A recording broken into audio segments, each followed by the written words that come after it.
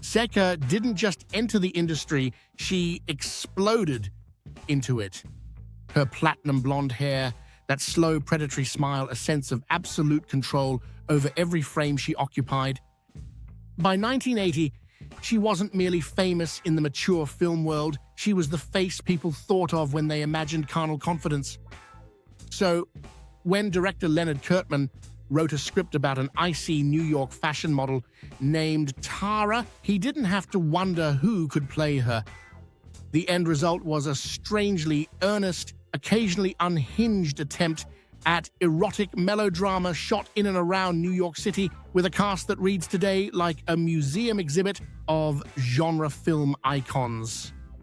It wasn't prestige, it wasn't satire, it was a group of performers at the height of their magnetism, placed into various Manhattan interiors and borrowed studios, trying to make something that felt like a story rather than just a string of encounters.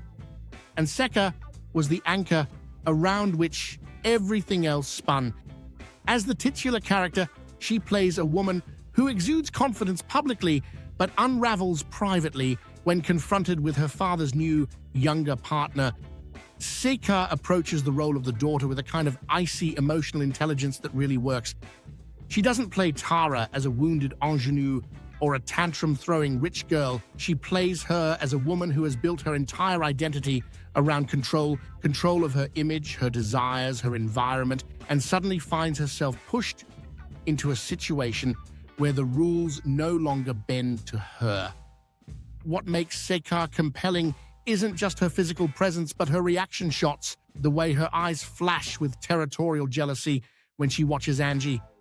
She carries herself like a model who has learned to weaponize poise, and Kirtman's camera knows it. Then there's Jamie Gillis, who Kirtman cast as Tara's photographer, one part artist, one part manipulator. Gillis was well known for giving his scenes an aura of unpredictability, and he brings that energy here. He exudes the confidence of a man used to getting what he wants. And there's industry legend Veronica Hart.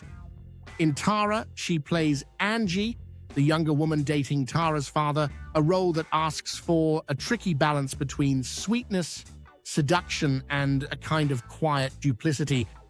Hart brings her reliable yet alluring professionalism to it.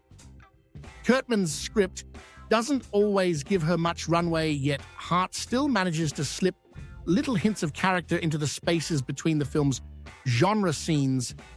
There's also Zebedy Colt, cast as Tara's father, Fred.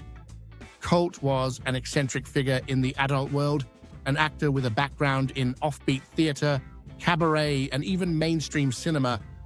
He carried a sleazy, washed-out quality that industry directors love to exploit, and here he channels that into a man caught between paternal loyalty and romantic confusion. Also, an infamous piece of trivia from the film is that Kirtman had to stand in for some of Colt's scenes. The actor's orientation prevented him from being able to fulfill certain aspects of the role. Samantha Fox appears in a small role, and she burns through her scenes with a visceral sensuality. The great Bobby Astyr also makes an appearance, providing his trademark mix of wiry energy and sly, scene-stealing humor. An early career, yet ever-reliable Ron Jeremy also shows up.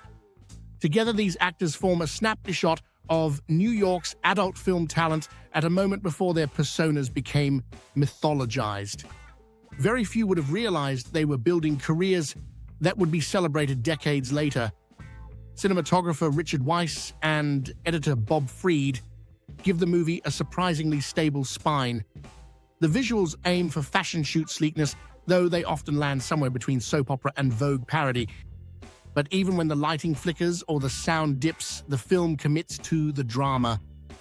The story spirals around Tara's discovery that her father's girlfriend, Angie, has her own secrets, and none of them are good for the family dynamic.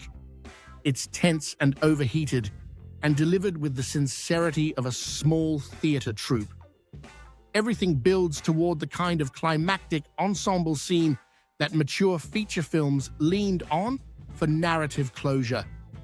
Everyone's emotions boil over, boundaries dissolve, and the movie ends in a crescendo that, although predictable, provides the payoff that audiences had come to expect. The New York streets Tara drifts through also give the film an unexpected layer of realism, the kind you don't typically see in tightly framed genre features of the time. It's clearly winter, hard light bouncing off patches of dirty snow, her breath hanging in the air. These aren't glamorous fashion district backdrops. They're the ordinary backstreet sidewalks of early 80s Greenwich Village. Watching Seka move through this cold urban landscape evokes a melancholic feeling.